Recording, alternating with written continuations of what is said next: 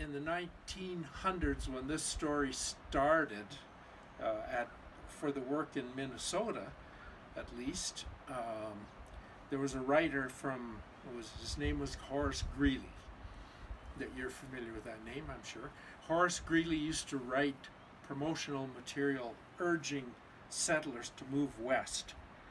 And he wrote an article one time that said, "Go west, young man, but don't go to Minnesota because you can't grow apples there."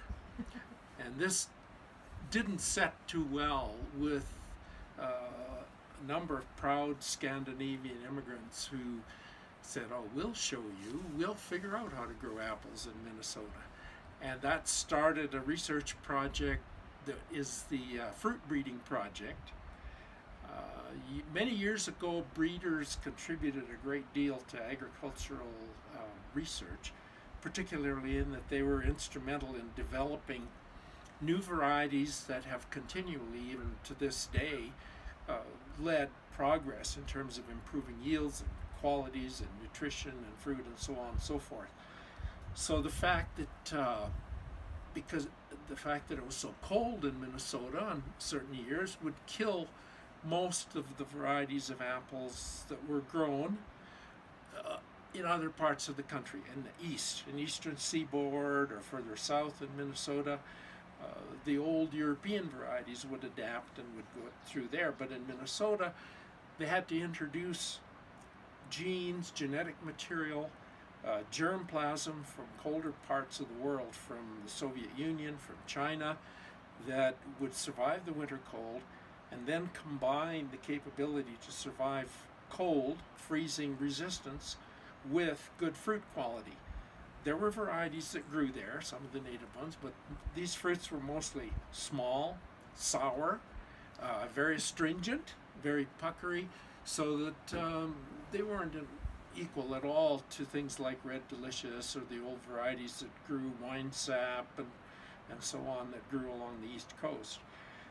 So the breeding project then started at the University of Minnesota with the goal of developing fruit crops, but mostly apples, that would survive the winter cold and incorporate good dessert qualities, good larger fruit, sweeter fruit that wasn't so astringent, that would resist diseases, but particularly would thrive under those cold conditions.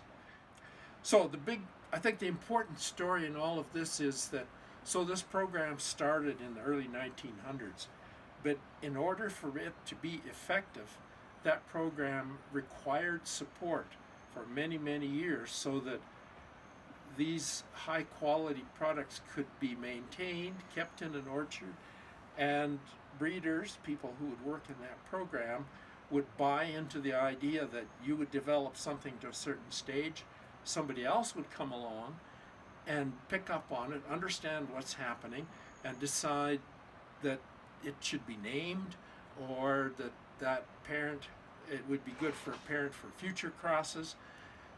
So you can see then that there has to be continuity in those programs. They're not, this is at the university level, so they're not supported by a large commercial company. There have to be public dollars go into those programs. Administrators have to buy into the idea that this is going to be beneficial.